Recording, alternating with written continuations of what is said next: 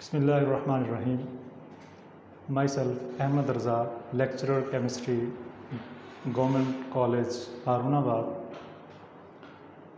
आज हम डिस्कस करने जा रहे हैं, लेक्चर नंबर 2 है हमारा, chapter number 1 first year chemistry basic concepts का। तो आज हमारा टॉपिक है एविडेंसेस ऑफ एटम्स। केमिस्ट्री का पूरा केमिस्ट्री का पूरा महल जो है वो एटम पे बेस कर है। क्या एटम किसी ने देखा हुआ भी है? तो इसका आंसर है नो। एटम बहुत छोटा पार्टिकल है, इतना छोटा कि एक फुल स्टॉप, अगर आप पेन से पेज के ऊपर एक फुल स्टॉप लगाएं तो उस एक फुल स्टॉप के अंदर 2 मिलियंस एटम्स मौजूद होते हैं। Atom is a very small particle which can not be seen with our naked eyes. Atom इतना छोटा पार्टिकल है, इतना छोटा है कि हम उसको आंख से तो देख नहीं सकते। तो अगर कॉमन मैन ऐसे एटम को देखना चाहे तो वो एटम देखा नहीं जा सकता। लेकिन कुछ इंस्ट्रूमेंट ऐसे हैं, कुछ एविडेंसेस हमारे पास इंस्ट्रूमेंट से आने वाले एविडेंसेस हैं जो एटम की एग्जिस्टेंस को प्रूव करते हैं। तो एटम के एविडेंसेस में 2 किस्म के एविडेंसेस हैं, microscopic evidences and spectroscopic evidences. Microscopic evidences के वो एविडेंसेस जो माइक्रोस्कोप को यूज करके हमें मिलते हैं। What is microscope? माइक्रोस्कोप क्या होती है? माइक्रोस्कोप ये वो इंस्ट्रूमेंट है जो बहुत छोटी चीज़ों को बड़ा करके दिखाता है।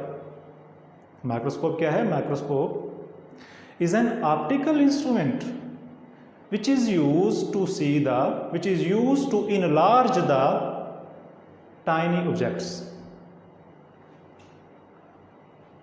माइक्रोस्कोप 2 किस्म के यूज होते हैं। माइक्रोस्कोप 2 किस्म के, एक है लाइट माइक्रोस्कोप, एक है लाइट माइक्रोस्कोप, दूसरी है इलेक्ट्रॉन माइक्रोस्कोप।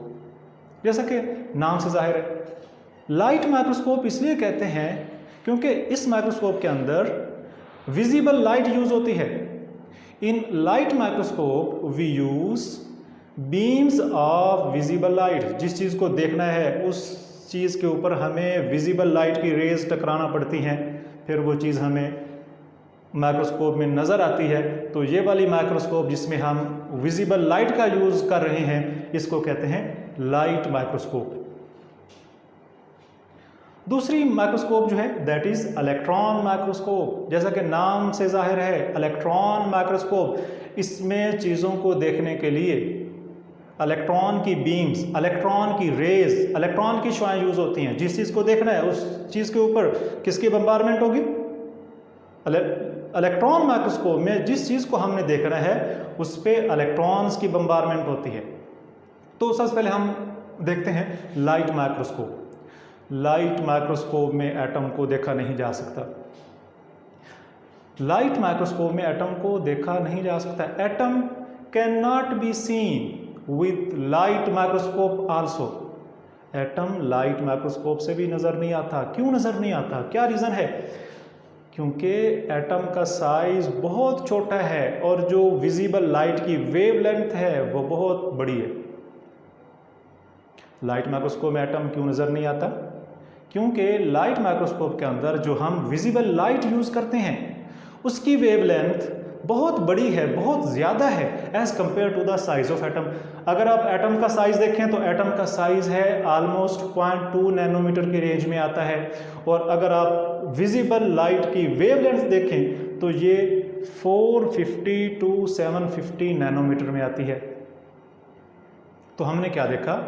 लाइट माइक्रोस्कोप में विजिबल लाइट की रेज यूज होती हैं किसी भी चीज़ को देखने के लिए, लेकिन एटम को लाइट माइक्रोस्कोप में देखना पॉसिबल नहीं है। क्यों पॉसिबल नहीं है? क्या रीज़न है? क्योंकि एटम का जो साइज़ है वो बहुत छोटा है and the wavelength of visible light is very much longer, very much greater than the size of atom. Atom का साइज कितना है? 0.2 नैनोमीटर, और वेवलेंथ कितनी है विजिबल लाइट की, ये रोशनी जो हमें नज़र आती है इसकी कितनी वेवलेंथ है, 450 टू 750 नैनोमीटर। तो फिर लाइट माइक्रोस्कोप का यूज़ कहाँ पे होता है? लाइट माइक्रोस्कोप सिर्फ उन चीज़ों को, उन पार्टिकल को देख सकती है, उन पार्टिकल को ऑब्जर्व करने में यूज़ हो सकती है जिनका साइज़ 500 नैनोमीटर के बराबर हो या इससे ग्रेटर हो। कौन सी चीज़ें लाइट माइक्रोस्कोप में देखी जा सकती हैं? Those objects, those substances, those particle which having size 500 nanometre और मोर। अब हम देखते हैं इलेक्ट्रॉन माइक्रोस्कोप। जैसा कि आपको पता है इलेक्ट्रॉन माइक्रोस्कोप ये वो वाली माइक्रोस्कोप है जिसमें हम इलेक्ट्रॉन की बीम्स यूज़ करते हैं चीज़ों को ऑब्जर्व करने के लिए। लाइट इलेक्ट्रॉन माइक्रोस्कोप के ज़रिए एटम को देखा जा सकता है। Atom can be seen with the electron microscope. Atom को इलेक्ट्रॉन माइक्रोस्कोप के ज़रिए ऑब्जर्व किया जा सकता है। क्यों ऑब्जर्व होती है इलेक्ट्रॉन माइक्रोस्कोप के ज़रिए? Because the wavelength of beams of electron is comparable to the diameter या size of atom. Electron microscope में एटम क्यों ऑब्जर्व होता है? क्या वजह है? क्योंकि एटम का जो साइज है वो तकरीबन उस रेंज में आता है जिस रेंज में इलेक्ट्रॉन की जो शुआएं हैं, जो इलेक्ट्रॉन की बीम्स हैं, उनकी वेवलेंथ आती है। तो एक बड़ा फेमस एक्सपेरिमेंट हुआ इलेक्ट्रॉन माइक्रोस्कोप के ज़रिए जिसमें ग्रेफाइट का एक छोटा सा पीस, बहुत बारीक सा पीस इलेक्ट्रॉन माइक्रोस्कोप में देखा गया। ग्रेफाइट क्या होता है? ग्रेफाइट ये कार्बन की एलोट्रोपिक फॉर्म है। एलोट्रोपी क्या होती है? एलोट्रोप्स क्या होते हैं? Different crystalline forms of an element. एक एलिमेंट डिफरेंट क्रिस्टलाइन फॉर्म में जो एग्जिस्ट करता है वो उसकी डिफरेंट जो शेप्स होती हैं लेकिन एलिमेंट सेम हो तो उसको कहते हैं एलोट्रोप्स, और इस फेनोमेना का नाम है एलोट्रोपी। कार्बन की जो कॉमन एलोट्रोपिक फॉर्म है वो कौन सी है? डायमंड है, ग्रेफाइट है, बकीबाल्स है। तो ग्रेफाइट क्या है? Graphite is the allotropic form of carbon. Graphite carbon की एलोट्रोपिक फॉर्म है। ग्रेफाइट का कॉमन यूज़ कहाँ पे होता है? हम सब इसको यूज़ करते हैं। ये जो लेड पेंसिल होती है, कच्ची पेंसिल होती है, उसका जो उसके अंदर ये ग्रेफाइट यूज़ होता है। तो ग्रेफाइट का बहुत बारीक सा एक पीस लिया गया, उसको इलेक्ट्रॉन माइक्रोस्कोप में देखा गया। तो जब ग्रेफाइट के पीस को इलेक्ट्रॉन माइक्रोस्कोप में देखा गया और उसकी पिक्चर ली गई, उसका फोटोग्राफ रिकॉर्ड किया गया ग्रेफाइट का, तो उसमें कुछ ऐसा नज़र आया। ग्रेफाइट के फोटोग्राफ्स में दो किस्म के बैंड्स, दो किस्म की लहरें नज़र आईं। कुछ डार्क बैंड्स थे और कुछ ब्राइट बैंड्स थे। डार्क बैंड्स किसको शो करते हैं? डार्क बैंड्स याद रखें ग्रेफाइट में उस जगह पे बनते हैं जहाँ पे स्पेसेस होती हैं।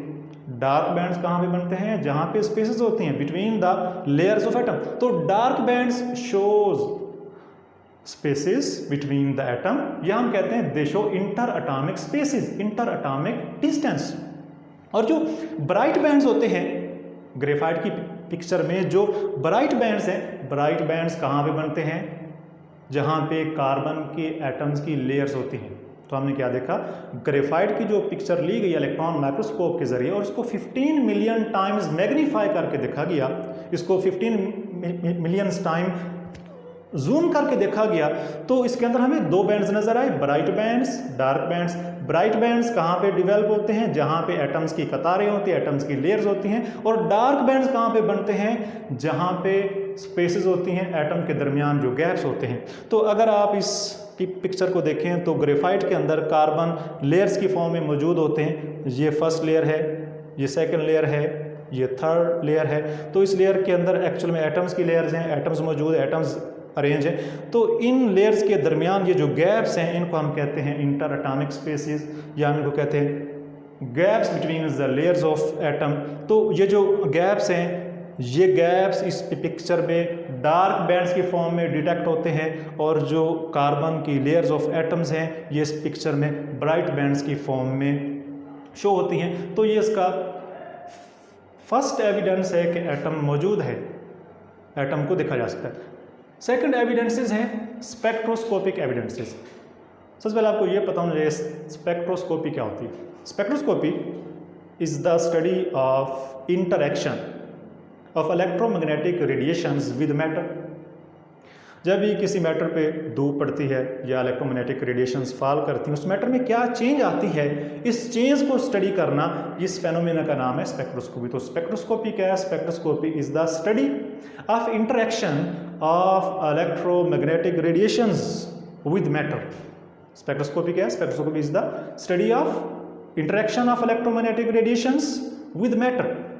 तो स्पेक्ट्रोस्कोपी कई सारी टाइप्स हैं इलेक्ट्रोमैग्नेटिक रेडिएशंस का. जोन सा पार्ट आप यूज़ करें वैसे ही उसकी स्पेक्ट्रोस्कोपी बन जाती है. तो यहाँ पे हम देखते हैं X-ray spectroscopy and mass spectroscopy, या इसको मोर कॉमनली हम कहते हैं मैस स्पेक्ट्रोमेट्री. एक्स-रे स्पेक्ट्रोस्कोपी या एक्स-रेज डिफ्रैक्शन टेक्निक, इसमें क्या होता है? एक्स-रेज डिफ्रैक्शन टेक्निक या X-ray spectroscopy, it measures the size of atom. Atom का साइज भी मेजर है. पहले एटम का साइज किस टेक्निक के जरिए मेजर होता है? Size of atom can be measured by using X-rays diffraction technique. और एवरेज किस रेंज में एटॉमिक साइज आता है? 0.2 नैनोमीटर, या हम कहते हैं 2 × 10⁻⁻10 मीटर, या इसको हम कहते हैं 2 angstrom. Second, mass spectrometry. Mass spectrometry का काम अलग है. मैस स्पेक्ट्रोमेट्री हमें एटम्स के बारे में क्या देती? जैसा कि नाम से mass, it help us to determine the atomic masses. Mass spectrometry measures the atomic masses. X-rays diffraction technique measures the atomic size या एटॉमिक डायमीटर, और मैस स्पेक्ट्रोमेट्री जो है that measures the atomic masses. Average atomic masses किस range में आते हैं? 10⁻⁻27 to 10⁻⁻24 kg. Atomic mass जो है वो एटॉमिक मैस यूनिट में रिप्रेजेंट होता है, जिसको हम कहते हैं, कैसे रिप्रेजेंट करते हैं? AMU. और 1 AMU कितना होता है? 1.661 × 10⁻⁻27 kg. ये MCQs के लिहाज से बड़े इंपॉर्टेंट है. तो ये था हमारा सेकंड लेक्चर था about the evidences of atom.